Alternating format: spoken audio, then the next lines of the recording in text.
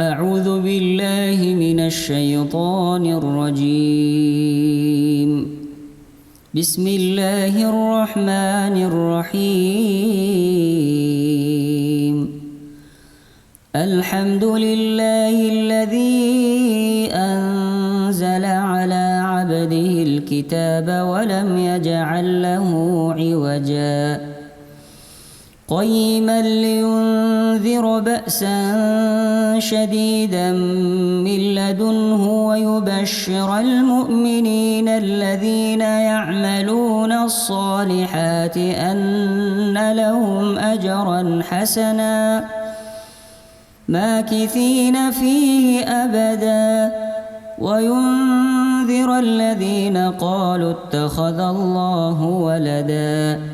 ما لهم به من علم ولا لآبائهم كبرت كلمة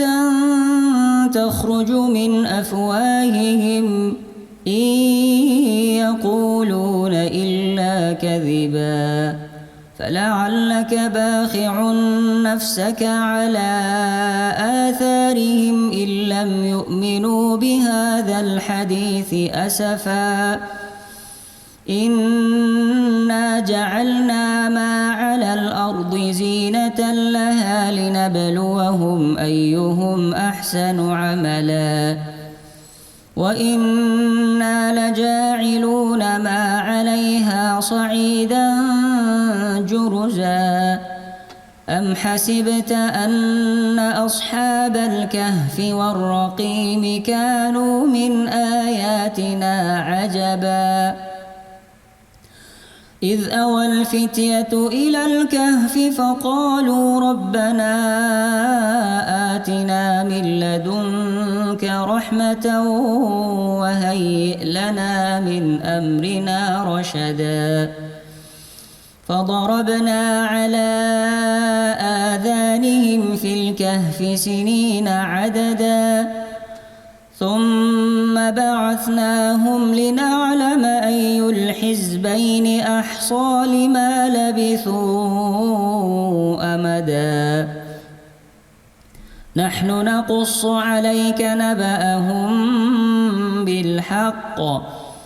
إنهم فتية آمنوا بربهم وزدناهم هدى وربطنا على قلوبهم إذ قاموا فقالوا ربنا رب السماوات والأرض لن ندعو من دونه إلها لقد قلنا إذا شططا هؤلاء قومنا اتخذوا من دونه آلهة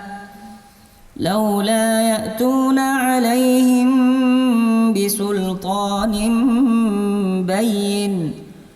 فمن أظلم ممن افترى على الله كذبا وإذ اعتزلتموهم وما يعبدون إلا الله فأووا إلى الكهف ينشر لكم ربكم من رحمته ويهيئ لكم من أمركم مرفقا وترى الشمس إذا طلعت تزاور عن كهفهم ذات اليمين وإذا غربت تقرضهم ذات الشمال وهم في فجوة منه ذلك من آيات الله من يهد الله فهو المهتد ومن يضلل فلن تجد له وليا مرشدا وتحسبهم أيقاظا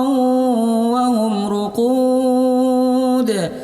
ونقلبهم ذات اليمين وذات الشمال وكلبهم باسط ذراعيه بالوصيد لو اطلعت عليهم لوليت منهم فرارا ولملئت منهم رعبا وكذلك بعثناهم ليتساءلوا بينهم قال قائل منهم كم لبثتم قالوا لبثنا يوما أو بعض يوم قالوا ربكم أعلم بما لبثتم فبعثوا أحدكم بورقكم هذه إلى المدينة فلينظر أيها أزكى طعاما فليأتكم برزق منه وليتلطف ولا يشعرن بكم أحدا إنهم إن يظهروا عليكم يرجموكم أو يعيدوكم في ملتهم ولن تفلحوا إذا أبدا وكذلك أعثرنا عليهم ليعلموا أن وعد الله حق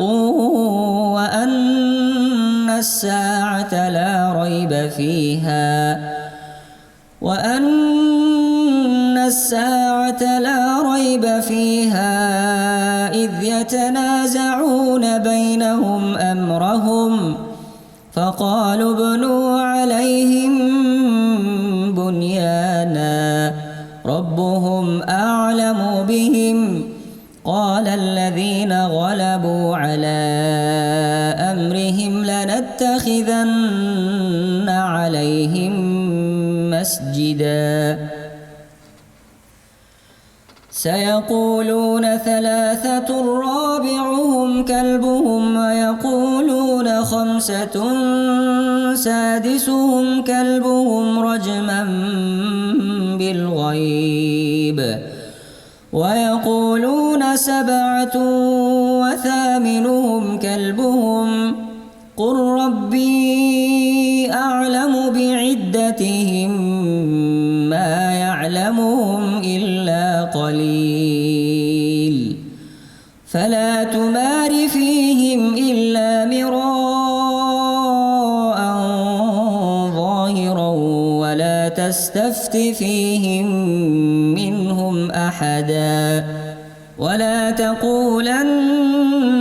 لشيء إني فاعل ذلك غدا إلا أن يشاء الله واذكر ربك إذا نسيت وقل عسى أن يهديني ربي لأقرب من هذا رشدا ولبثوا في كهفهم 300 سنين وازدادوا 9 قل الله أعلم بما لبثوا له غيب السماوات والأرض أبصر به وأسمع ما لهم من دونه من ولي ولا يشرك في حكمه أحدا واتل ما أوحي إليك من كتاب ربك لا مبدل لكلماته ولن تجد من دونه ملتحدا واصبر نفسك مع الذين يدعون ربهم بالغداة والعشي يريدون وجهه ولا تعد عيناك عنهم تريد زينة الحياة الدنيا ولا تطع من أغفلنا قلبه عن ذكرنا واتبع هواه وكان أمره فرطا وقل الحق من ربكم فمن شاء فليؤمن ومن شاء فليكفر يكفر إنا أعتدنا للظالمين نارا أحاط بهم سرادقها وإن يستغيثوا يغاثوا بماء كالمهل يشوي الوجوه بئس الشراب وساءت مرتفقا إن الذين آمنوا وعملوا الصالحات إنا لا نضيع أجر من أحسن عملا أولئك لهم جنات عدن تجري من تحتهم الأنهار يحلون فيها من أساور من ذهب ويلبسون ثيابا خضرا من سندس واستبرق متكئين فيها على الأرائك نعم الثواب وحسنت مرتفقا واضرب لهم مثلا الرجلين جعلنا لأحدهما جنتين من أعناب وحففناهما بنخل وجعلنا بينهما زرعا كلتا الجنتين آتت أكلها ولم تظلم منه شيئا وفجرنا خلالهما نهرا وكان له ثمر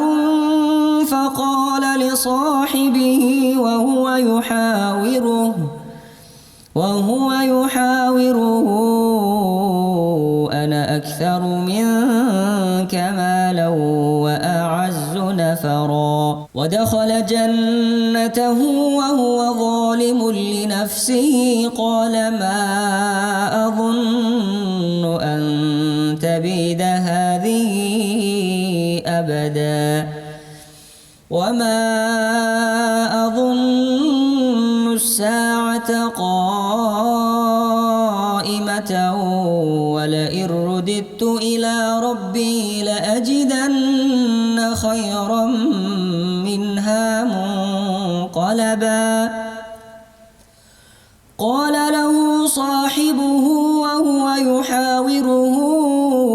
أكفرت بالذي خلقك من تراب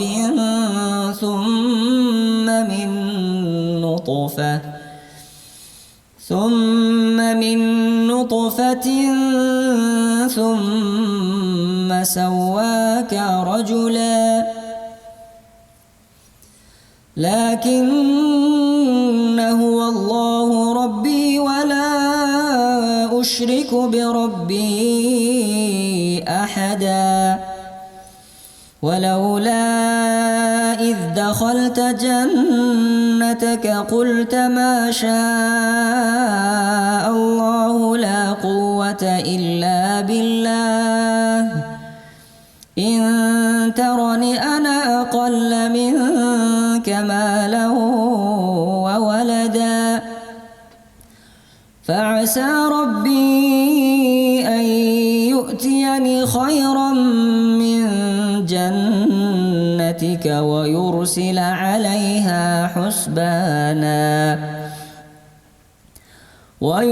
عليها حسبانا من السماء فتصبح صعيدا زلقا أو يصبح ماؤها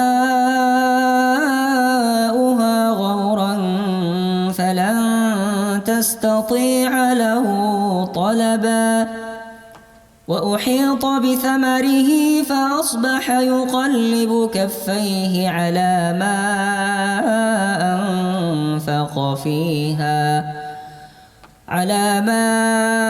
أنفق أنفق فيها وهي خاوية على عروشها ويقول يا ليتني لم أشرك بربي أحدا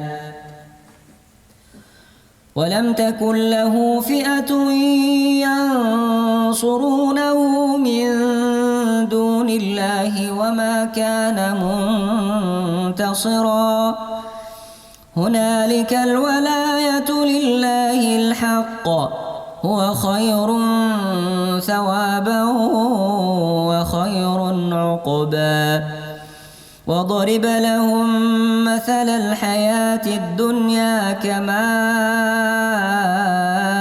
أنزلناه من السماء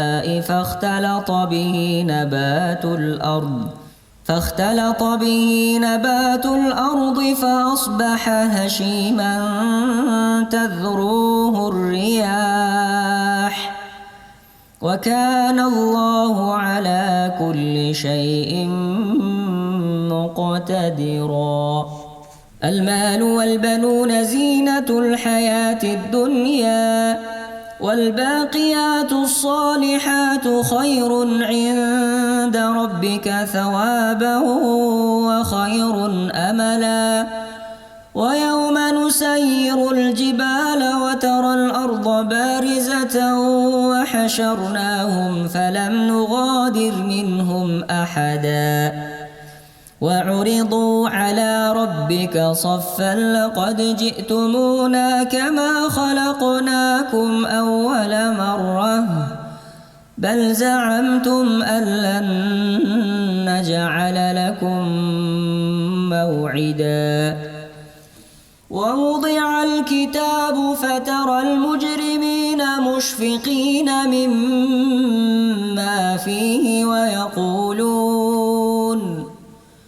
ويقولون يا ويلتنا ما لهذا الكتاب لا يغادر صغيرة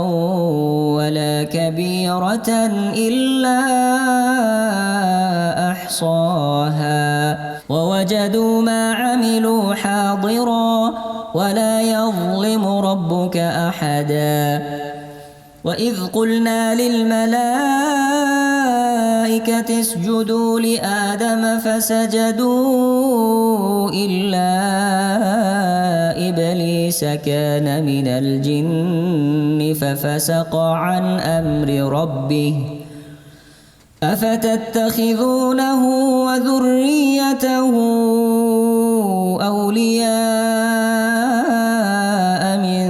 دوني وهم لكم عدو بئس للظالمين بدلا ما أشهدتهم خلق السماوات والأرض ولا خلق أنفسهم وما كنت متخذ المضلين عضدا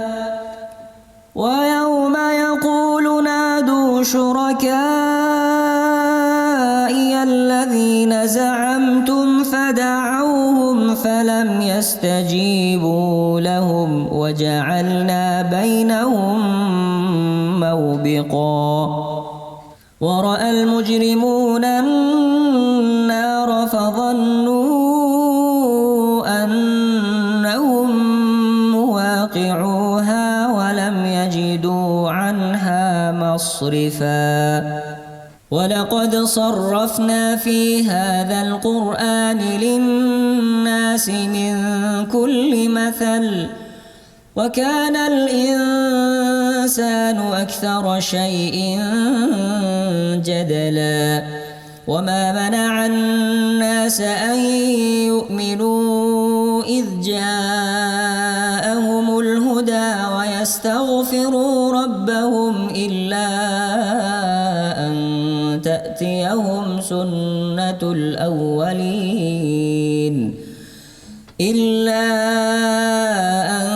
تأتيهم سنة الأولين أو يأتيهم العذاب قبلا وما نرسل المرسلين إلا مبشرين ومنذرين ويجادل الذين كفروا بالباطل ليدحضوا به الحق واتخذوا آياتي وما أنذروا هزوا ومن أظلم ممن ذكر بآيات ربه فأعرض عنها ونسي ما قدمت يداه إنا جعلنا على قلوبهم أكنة أن يفقهوه وفي آذانهم وقرا وإن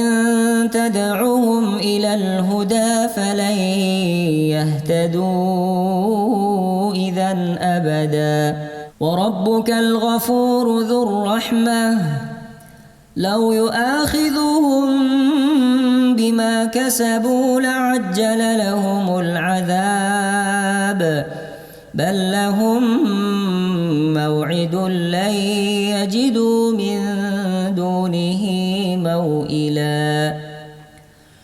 وتلك القرى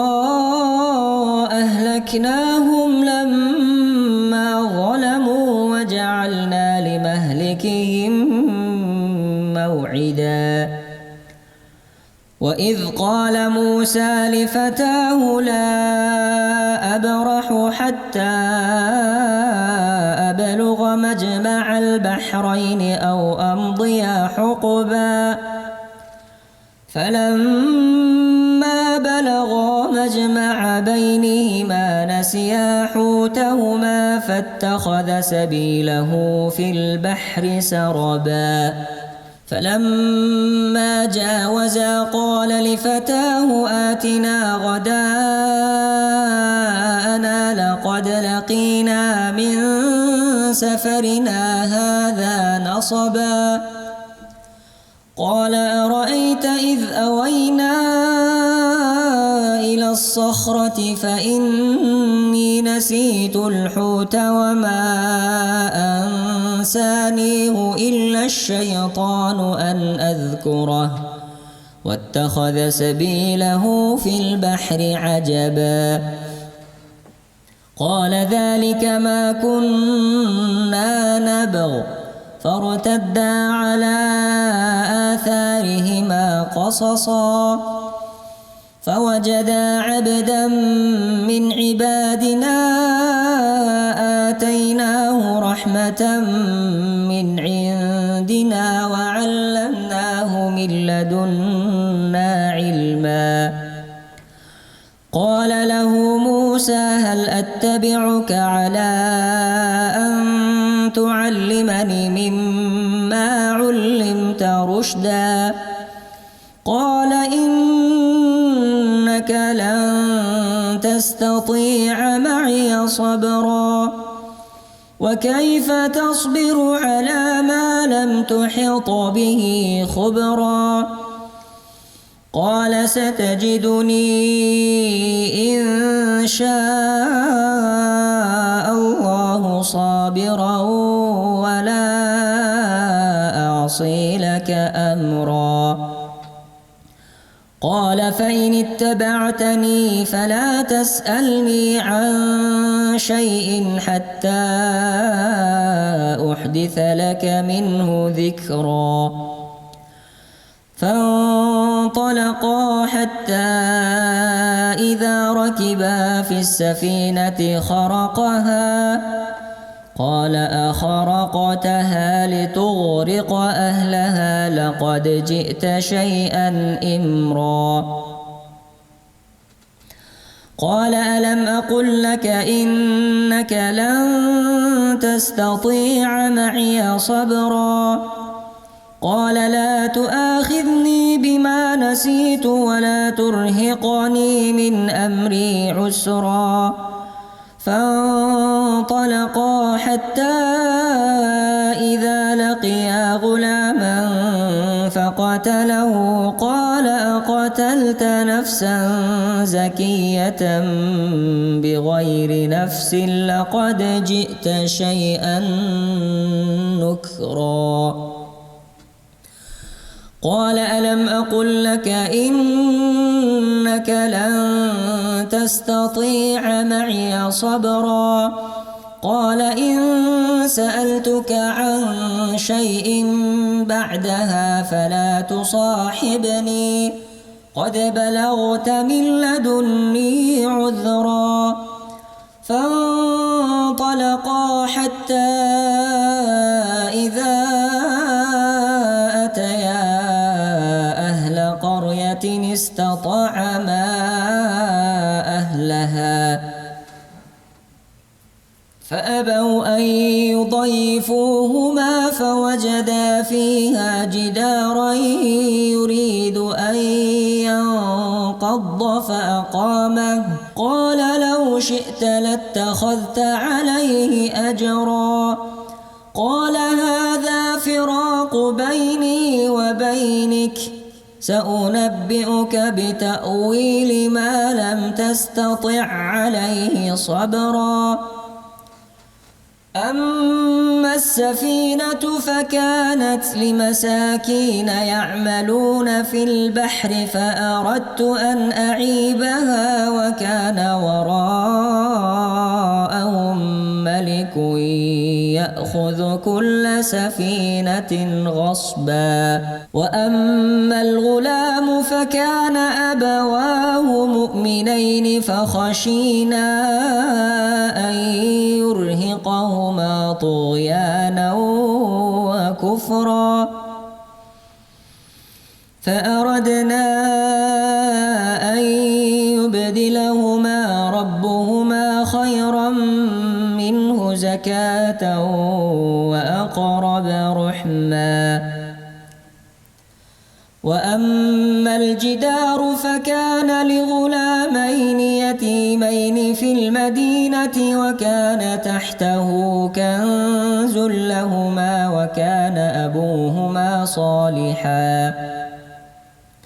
وكان أبوهما صالحا فأراد ربك أن يبلغا أشدهما ويستخرجا كنزهما رحمة من ربك وما فعلته عن أمري ذلك تأويل ما لم تسطع عليه صبرا ويسألونك عن ذي القرنين قل سأتلو عليكم منه ذكرا إنا مكنا له في الأرض وآتيناه من كل شيء سببا فأتبع سببا حتى إذا بلغ مغرب الشمس وجدها تغرب في عين حمئة ووجد عندها قوما قلنا يا ذا القرنين إما أن تعذب وإما أن تتخذ فيهم حسنا قال أما من ظلم فسوف نعذبه ثم يرد إلى ربه فيعذبه عذابا نكرا وأما من آمن وعمل صالحا فله جزاء الحسنى وسنقول له من أمرنا يسرا ثم أتبع سببا حتى إذا بلغ مطلع الشمس وجدها تطلع على قوم لم نجعل لهم من دونها سترا كذلك وقد أحطنا بما لديه خبرا ثم أتبع سببا حتى إذا بلغ بين السدين وجد من دونهما قوما لا يكادون يفقهون قولا قالوا يا ذا القرنين إن يأجوج ومأجوج ويأجوج مفسدون في الأرض فهل نجعل لك خرجا على أن تجعل بيننا وبينهم سدا قال ما مكني فيه ربي خير فأعينوني بقوة أجعل بينكم وبينهم ردما آتوني زبر الحديد حتى إذا ساوى بين الصدفين قال انفخوا حتى إذا جعله نارا قال آتوني أفرغ عليه قطرا فما استطاعوا أن يظهروه وما استطاعوا له نقبا قال هذا رحمة من ربي فإذا جاء وعد ربي جعله دكاء وكان وعد ربي حقا وتركنا بعضهم يومئذ يموج في بعض ونفخ في الصور فجمعناهم جمعا وعرضنا جهنم يومئذ للكافرين عرضا الذين كانت أعينهم في غطاء عن ذكري وكانوا لا يستطيعون سمعا أفحسب الذين كفروا أن يتخذوا عبادي من دوني أولياء إنا أعتدنا جهنم للكافرين نزلا قل هل ننبئكم بالأخسرين أعمالا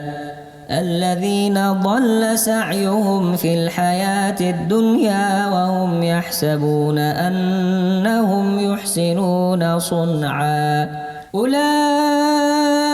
الذين كفروا بآيات ربهم ولقائه فحبطت أعمالهم فلا نقيم لهم يوم القيامة وزنا ذلك جزاؤهم جهنم بما كفروا واتخذوا آياتي ورسلي هزوا إن الذين آمنوا وعملوا الصالحات كانت لهم جنات الفردوس نزلا خالدين فيها لا يبغون عنها حولا قل لو كان البحر مدادا لكلمات ربي لنفد البحر قبل أن تنفد كلمات ربي ولو جئنا بمثله مددا قل إنما أنا بشر مثلكم يوحى إلي أنما إلهكم إله واحد فمن كان يرجو لقاء ربه فليعمل عملا صالحا ولا يشرك بعبادة ربه أحدا.